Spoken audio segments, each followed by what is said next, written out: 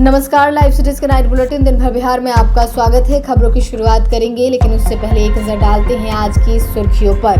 CM बनने के 6 दिन बाद सम्राट चौधरी की पीएम मोदी से मुलाकात, विकास पर हुई चर्चा। बिहार में कानून व्यवस्था पर घमासान, नेता प्रतिपक्ष ने सोशल मीडिया पोस्ट से सरकार को घेरा। 3 मई से बिहार दौरे पर निकलेंगे निशांत कुमार, संगठन मजबूत करने पर रहेगा फोकस।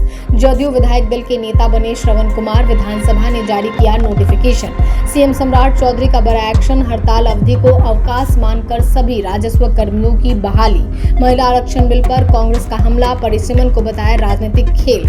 किशनगंज में हाई लेवल बैठक, भारत नेपाल बॉर्डर पर सख्ती, वाइब्रेंट विलेज योजना को मिलेगी रफ्तार। भीषण गर्मी के बीच पटना में स्कूल टाइमिंग में बदलाव, डीएम का आदेश जारी। भागलपुर में सनसनी, नवगछिया में सोते वक्त घर में घुसकर हत्या, 57 वर्षीय व्यक्ति को मारी गोली। बिहार में बढ़ेगा पारा, 23 अप्रैल को तेज आंधी और बिजली गिरने का खतरा, लोगों को सतर्क रहने की सलाह। अब खबरें विस्तार से। मुख्यमंत्री सम्राट चौधरी ने मंगलवार को दिल्ली में पीएम मोदी से मुलाकात की। मुख्यमंत्री की कुर्सी संभालने के 6 दिन बाद सम्राट चौधरी प्रधानमंत्री से मिले। पीएम से मिलने के बाद सम्राट चौधरी ने एक्स पर लिखा, राज्य के समग्र विकास और जन कल्याण के विषय पर मार्गदर्शन मिला। प्रधानमंत्री जी का स्नेह और सहयोग बिहार की प्रगति को नई गति प्रदान करेगा। प्रधानमंत्री से मिलने के बाद वे बिहार भवन पहुंचे, जहां पार्टी के कार्यकर्ता से उन्होंने मुलाकात की। इससे पहले उन्होंने बीजेपी हेडक्वार्टर में नितिन नवीन से मुलाकात की। दोनों के बीच करीब 5 मिनट चर्चा हुई। बताया जा रहा है कि यहां मंत्रिमंडल में नामों की लिस्ट फाइनल की गई। समस्तीपुर में दिन दहाड़े हुई अंधाधुंध फायरिंग की घटना के बाद बिहार की राजनीति गर्मा गई है। इस घटना में एक व्यक्ति की मौत हो गई, जबकि दूसरा व्यक्ति गंभीर रूप से घायल है। बिहार विधानसभा में नेता प्रतिपक्ष तेजस्वी यादव ने इस मामले को लेकर सोशल मीडिया पर पोस्ट करते हुए राज्य की कानून व्यवस्था पर सवाल खड़े किए। उन्होंने अपने पोस्ट में तंज कसते हुए लिखा कि जब सिर पर ताज हो गया, अपराधी अब सम्राट हो गया। तो नेता प्रतिपक्ष ने आरोप लगाया कि एनडीए सरकार के कार्यकाल में अपराध लगातार बढ़ रहे हैं और राज्य में कहीं भी लोग खुद को सुरक्षित महसूस नहीं कर रहे हैं। उन्होंने दावा किया कि धारे हत्याएं, लूट और गोलीबारी की घटनाएं आम हो गई है। खासकर स्वर्ण व्यवसायियों को निशाना बनाया जा रहा है। पूर्व मुख्यमंत्री एवं राज्यसभा सांसद नीतीश कुमार के बेटे निशांत कुमार 3 मई को बिहार यात्रा पर निकलेंगे। मंगलवार को जेडीयू ऑफिस में कार्यकर्ताओं के साथ बैठक के बाद निशांत कुमार ने यह ऐलान किया। निशांत ने कहा कि इस यात्रा में संजय अंकल समेत पार्टी के कार्यकर्ता मेरे साथ रहेंगे। निशांत कुमार ने बताया कि उनकी इस यात्रा का मुख्य उद्देश्य राज्य के विभिन्न जिलों में जाकर जनता और पार्टी कार्यकर्ताओं से सीधे संवाद स्थापित करना है। उन्होंने यह भी कहा कि इस यात्रा में उनके साथ पार्टी कार्यकर्ता और संजय अंकल भी शामिल होंगे। यह यात्रा राजनीतिक दृष्टिकोण से काफी महत्वपूर्ण मानी जा रही है, क्योंकि इससे संगठन को मजबूत करने और जमीनी स्तर पर स्थिति को समझने में मदद मिलेगी।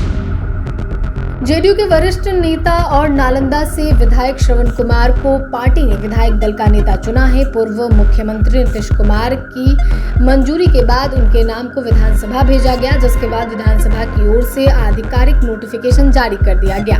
दरअसल नीतीश कुमार के इस्तीफे के बाद विधायक दल के नेता का पद खाली हो गया था। इसको लेकर रविवार को सीएम हाउस में जदयू नेताओं की अहम बैठक हुई थी, जिसमें इस मुद्दे पर चर्चा की गई। सूत्रों के मुताबिक जदयू विधायकों ने पहले ही सर्वसम्मति से श्रवण कुमार के नाम पर मुहर लगा दी थी। अब आधिकारिक घोषणा के साथ ही उन्हें यह जिम्मेदारी सौंप दी गई है। माना जा रहा है कि उनके नेतृत्व में पार्टी संगठन को मजबूती देने और राजनीतिक रणनीति को आगे बढ़ाने में मदद मिलेगी।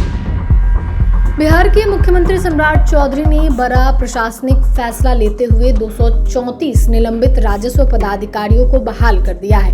यह निर्णय पूर्व उप मुख्यमंत्री विजय कुमार सिन्हा के आदेश को पलटते हुए लिया गया है। राज्य सरकार के राजस्व एवं भूमि सुधार विभाग ने इस संबंध में आधिकारिक आदेश जारी कर दिया है। सरकार ने स्पष्ट किया है कि जनगणना 2027 की तैयारियों को देखते हुए यह कदम उठाया गया है, ताकि कार्य समय पर पूरा हो सके। आदेश के अनुसार 11 फरवरी 2026 से 19 फरवरी 2026 तक हड़ताल अवधि को विशेष परिस्थिति में अवकाश के रूप में समायोजित किया जाएगा। साथ ही सभी संबंधित कर्मचारियों को तत्काल अपने अपने कार्यस्थल पर लौटने का निर्देश दिया गया है। सरकार के इस फैसले को प्रशासनिक कार्यों में तेजी लाने और जनगणना की प्रक्रिया को सुचारू बनाने की दिशा में अहम कदम माना जा रहा है।